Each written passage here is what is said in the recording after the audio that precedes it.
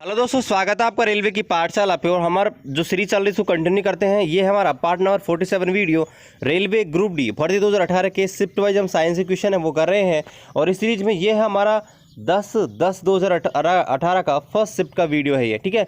इससे पहले जो 46 वीडियो है उनकी प्लेलिस्ट हमने बना दी है, उनको आप प्लेलिस्ट सेक्शन में जाके हमारे यूट्यूब चैनल से देख सकते हैं। और गाइज ये जो वीडियो है बहुत इंपॉर्टेंट है क्योंकि आपको पता है रेलवे की परीक्षा में कम से कम 40 से 50% है वो प्रीवियस ईयर क्वेश्चन आने वाले हैं। और जो न्यूमेरिकल है वो तो गाइज आपके संख्या चेंज होकर के यो कॉपी होंगे, ठीक है।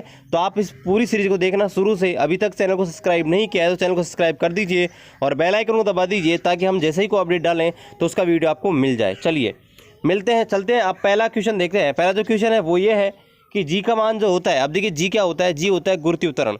अब गुरुत्वीय उत्तरण होता है, इसका मान किसके बढ़ने से बढ़ता है। अब देखिए कैसे चेंज होता है, मतलब ये कि कैसे चेंज होगा। अब देखिए आपको एक चीज़ ध्यान रखनी है, जो गुरुत्वीय उत्तरण होता है मैंने आपको बताया था, गुरुत्वीय उत्तरण होता है वो होता है Gm/r², ठीक है। अब देखिए जी क्या होता है, यहाँ पर जी होता है सार्वत्रिक नियतांक, ठीक है। एम क्या है, मास, आर क्या है, दोनों के बीच दूरी। अब सर ये तो है ही नहीं, ठीक है, ये तो हमको दे ही नहीं रखा, ठीक है।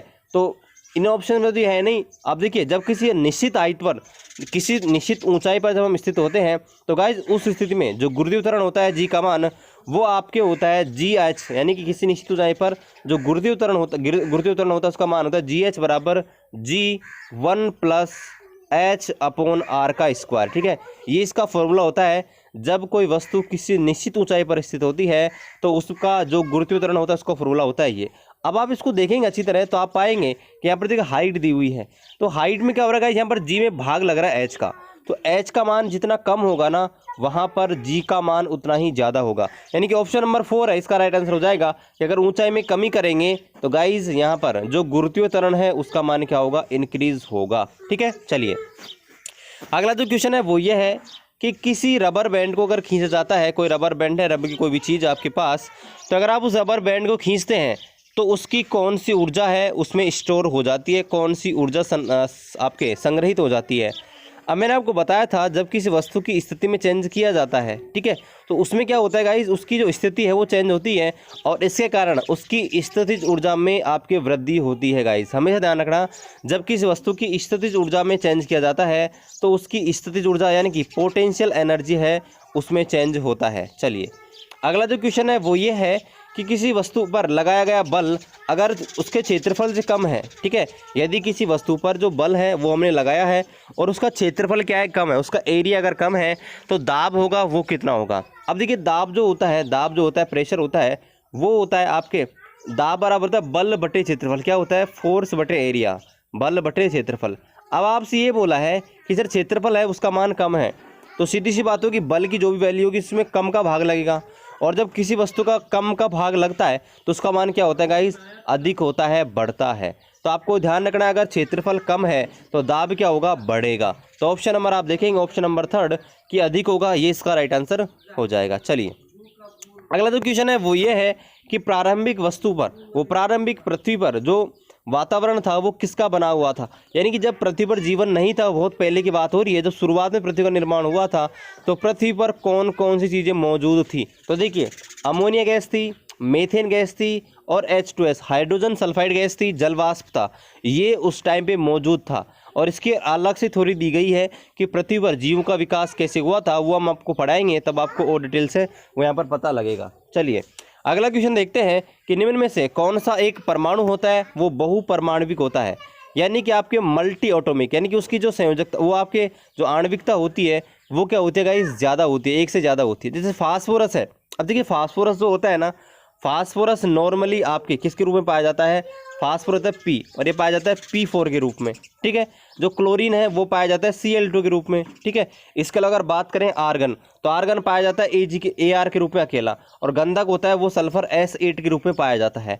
तो ऑप्शन में थोड़ी सी मिस्टेक है, ऑप्शन में आपसे ऐसे पूछना चाहिए था कि कौन सा आपका परमाणु है वो बहुपरमाणविक नहीं है, मतलब जिसमें एक से ज़्यादा परमाणु नहीं आते हैं। क्योंकि सल्फर की अगर बात करें, वो फास्फोरस की बात करें तो फास्फोरस में होता है आपके P4 रूप में, ठीक है। तो 4 इसमें संयोजकता, वो 4 आणविकता होती है। अगर क्लोरीन की बात करें, क्लोरीन में 2 होते हैं, ठीक है। आर्गन में 1 होता है, ठीक है, आर्गन में 1 और सल्फर में होता है S8 यानी 8। तो ऑप्शन नंबर 3 इसका राइट आंसर हो जाएगा कि इनमें से आपका जो आर्गन होता है वो आपके बहुपरमाणविक नहीं होता है, ठीक है। चलिए अगला जो क्वेश्चन है वो ये है कि अल्कोहल और कार्बोक्सिलिक अम्ल जब आपस में रिएक्शन करते हैं तो किसका निर्माण करते हैं। तो गाइस जब अल्कोहल होता है और कार्बोक्सिलिक अम्ल होता है, ये क्वेश्चन कल भी आया था, जब आपस में रिएक्शन करते हैं तो आपके एस्टर का निर्माण करते हैं। किसका निर्माण करते हैं? एस्टर का निर्माण करते हैं। चलिए अगला जो क्वेश्चन उसको देखते हैं कि 10 किलो की एक वस्तु है जो 5 मीटर प्रति सेकंड के समान वेग से चल रही है, तो इसकी गतिज ऊर्जा क्या होगी। बहुत सिंपल सा क्वेश्चन है, मोस्ट रिपीटेड क्वेश्चन। अब देखिए गतिज ऊर्जा होती है वो होती है ई के बराबर 1/2 mv²। क्या होती है? ई के बराबर 1/2 mv²। अब देखिए 1/2 m क्या हो जाएगा? m हो जाएगा 10 किलो, ठीक है, और v का मान है 5। अब 5 का स्क्वायर करेंगे तो 25। अब देखिए इसको काटेंगे 5 से, तो 25 × 5 करेंगे तो क्या आ जाएगा? 125। क्या आ जाएगा? 125। और ऊर्जा का मात्रक होता है जूल। क्या होता है? जूल। चलिए ये क्वेश्चन जो हम कर रहे हैं क्वेश्चन नंबर 8 देखिए, जो ऑप्शन नंबर सेकंड है उसमें 2 8 6 और ये आपके हो गए 2 8 10 16, तो 16 आपके होता है सल्फर, ठीक है। उसके बाद बात करें 2 8 4, तो ये आपके 2 8 और 4 ये आपको 14 पे आता है। कौन आता है? आपके 14 नंबर पे आता है सिलिकॉन, और सिलिकॉन होता है अर्धचालक, ठीक है। उसके बाद बात करें 2 8 5, तो 15 पे आपके फास्फोरस।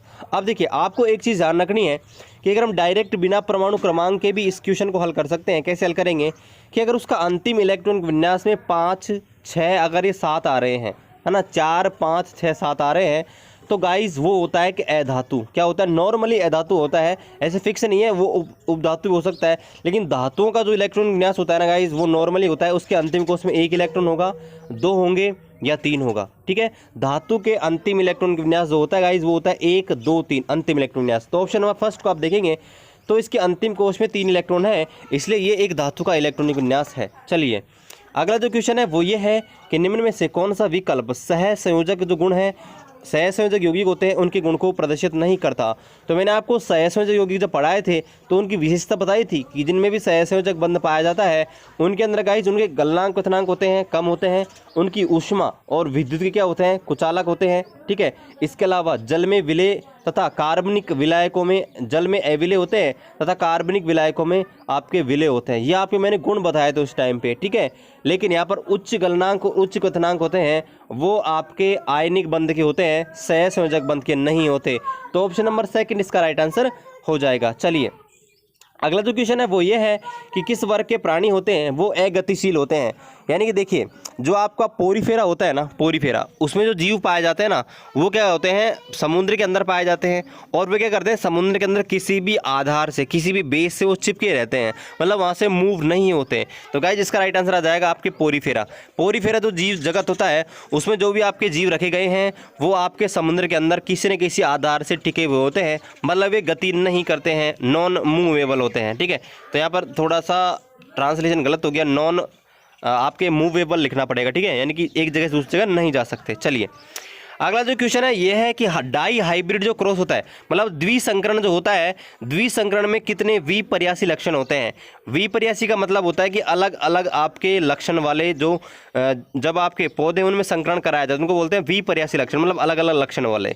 तो गाइज डाई का मतलब होता है 2, तो सीधे से बात है ऑप्शन नंबर आपको देख लेना है 2 इसका राइट आंसर आ जाएगा। अगर मोनो है तो आपको लगाना है आपके 1, अगर डाई है तो लगाना है 2, ट्राई है तो लगाना है 3। सिंपल सा है, बिल्कुल सीधा सा। चलिए अगला जो क्वेश्चन है वो ये है कि दो निकायों के बीच जो आकर्षण बल है उसका मान है 1/9F। क्या है? जो आकर्षण बल है उसका मान है 1/9F। तो इनके बीच दूरी क्या होगी? अब देखिए मैंने आपको उस टाइम बताया था जो आकर्षण बल होता है, ठीक है, F वो होता है उनके बीच की, आपके जो आकर्षण बल होता है वो आपके इनके द्रव्यमान के, तो क्या होता है गाइस, इनके द्रव्यमान के गुणनफल के समानुपाती होता है तथा इनके बीच की दूरी की क्या होता है? वर्ग के व्युत्क्रमानुपाती होता है। अब आपको एक चीज़ देखनी है, यहाँ पर जो F है इसका मान आप दे रखा है 1/9F। क्या दे रखा है? 1/9F। यानी कि इसको हल करेंगे तो देखिए 1/9F गुणा F। अब इसको समानुपाती है M1 M2/R²। अब देखिए F से F कट गया, तो यहाँ पर देखिए अगर ये M1 M2 को हम फिक्स मान लें तो यहाँ पर क्या हो जाएगा, इस R² समानुपाती हो जाएगा 9। क्या हो जाएगा? R² समानुपाती हो जाएगा 9 और R समानुपाती हो जाएगा 3। यानी कि आपके क्या होगा? R होगा, यानी कि इनके बीच जो दूरी होगी ना गाइस वो क्या होगी? 3 गुनी होगी।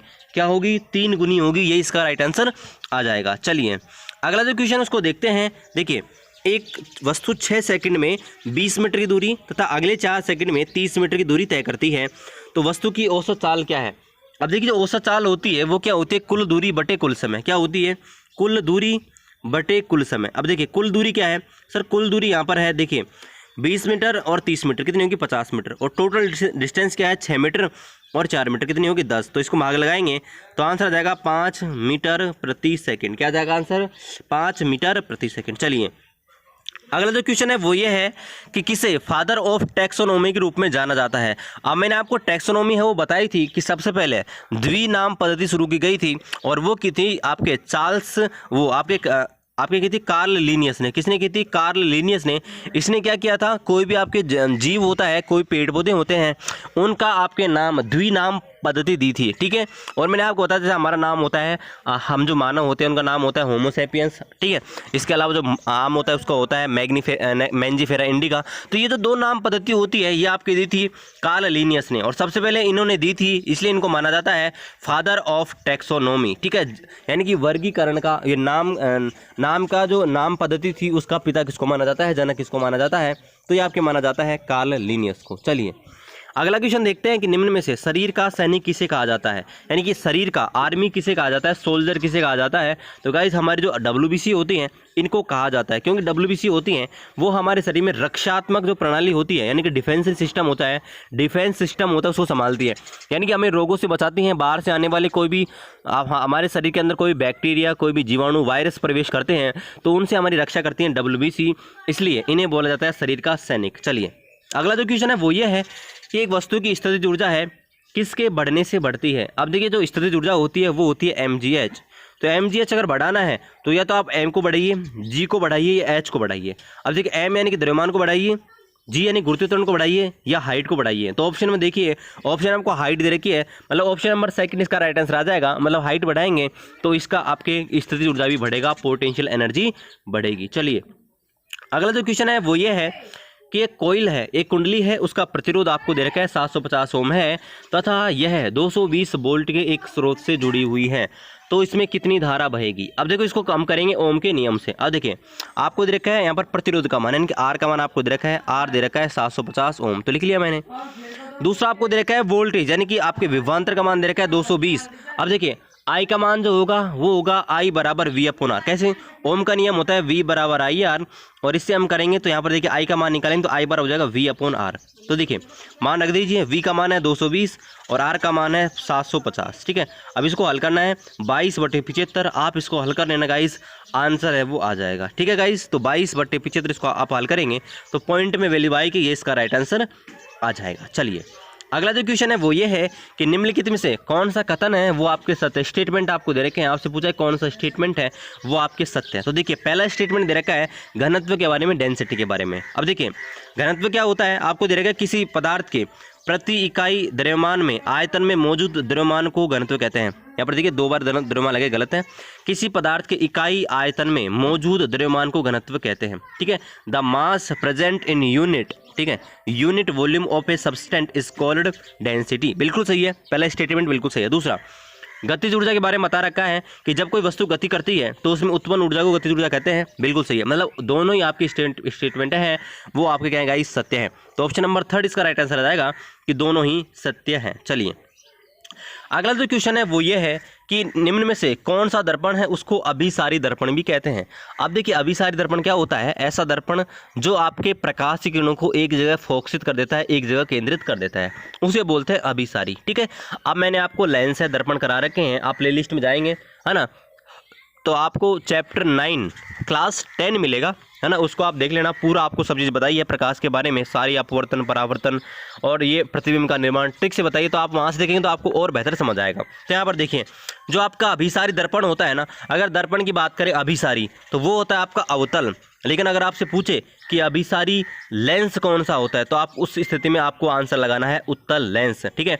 अगर अभिसारी लेंस की बात करें, ठीक है, तो लगाना है उत्तल लेंस, और अभिसारी दर्पण की बात करें तो लगाना है अवतल दर्पण। चलिए अगला जो क्वेश्चन उसको देखते हैं कि 10 वोल्ट के एक विभवांतर है, उसको 2 बिंदुओं के बीच 3 कूलाम आवेश स्थानांतरित करने में कितना कार्य करना पड़ेगा। अब देखिए ये आपकी विभवांतर की परिभाषा है तो विभवांतर की परिभाषा क्या होती है कि विभवांतर जो होता है ना वो क्या होता है कि किसी भी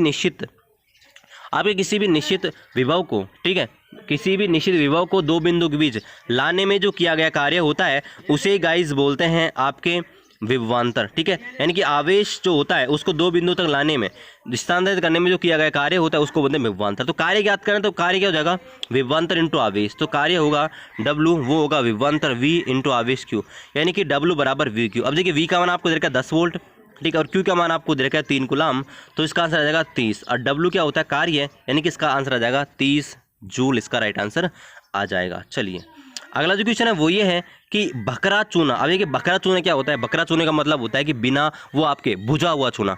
बकरा चूना का मतलब है कि भुजा हुआ चूना बनाने के लिए पानी के साथ कौन रिएक्शन करता है। तो देखिए जो भुजा हुआ चूना है ना वो आपके बनता है जब आपका बिना भुजा हुआ चूना होता है CaO, जब पानी के साथ अभिक्रिया करता है तब आपके बनता है CaOH2, ठीक है। इस प्रकार से आपके जो बिना भुजा हुआ चूना है CaO वो पानी से रिएक्शन करके भुजा हुआ चूना बनाते हैं। तो आपसे यही पूछा कि किसके साथ अभिक्रिया होती है पानी की, तो CaO के साथ आपकी अभिक्रिया होती है।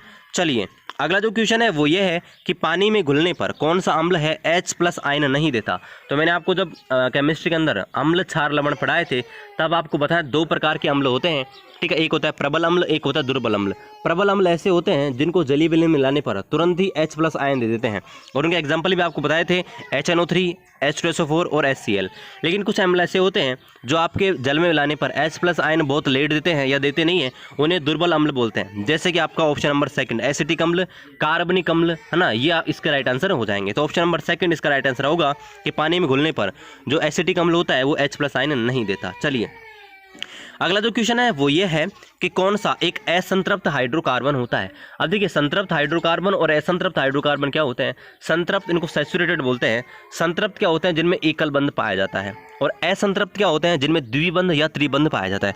तो आपसे यही पूछा है कि असंतृप्त यानी कि अनसैचुरेटेड क्या होते हैं, जिनमें द्विबंध है त्रिबंध है। तो आपको पहचानना इन ऑप्शंस में से किसमें द्विबंध होगा या त्रिबंध होगा। तो एथेन, ब्यूटेन और हेक्सेन सब में एकल बंध पाया जाता है, जबकि बेंजीन होता है इसमें 3 द्विबंध पाए जाते हैं, 3 ड्यूअल बॉन्ड पाए जाते हैं, इसलिए ये आपके असंतृप्त हाइड्रोकार्बन है।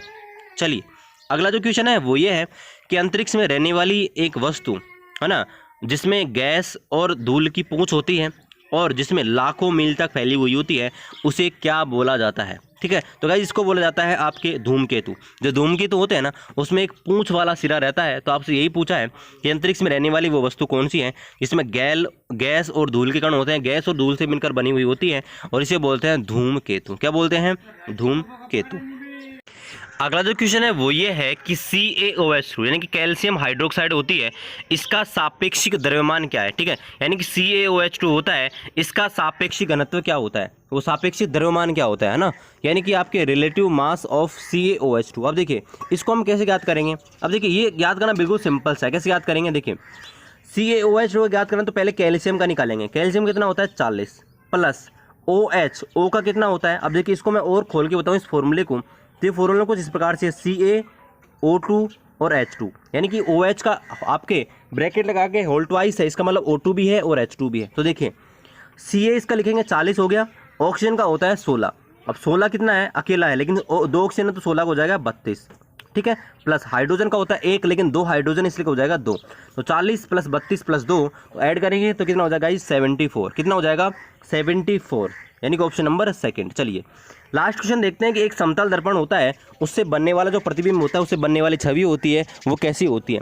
तो गाइस एक समतल दर्पण होता है, उससे समान आकार की बनती है, आभासी होती है, और जो प्रतिबिंब बनता है वो हमेशा आपके वो स्ट्रेट बनता है, यानी कि सीधी बनती है, ठीक है गाइस। तो ये हमारा था पार्ट नंबर 47 वीडियो। आशा करते हैं कि यह वीडियो आपको पसंद आया होगा। अभी तक चैनल को सब्सक्राइब नहीं किया, चैनल को सब्सक्राइब कर दीजिए और अपने दोस्तों के साथ वीडियो को शेयर कर दीजिए। चलिए मिलते हैं आपसे अगले वीडियो में, तब तक जय हिंद जय भारत।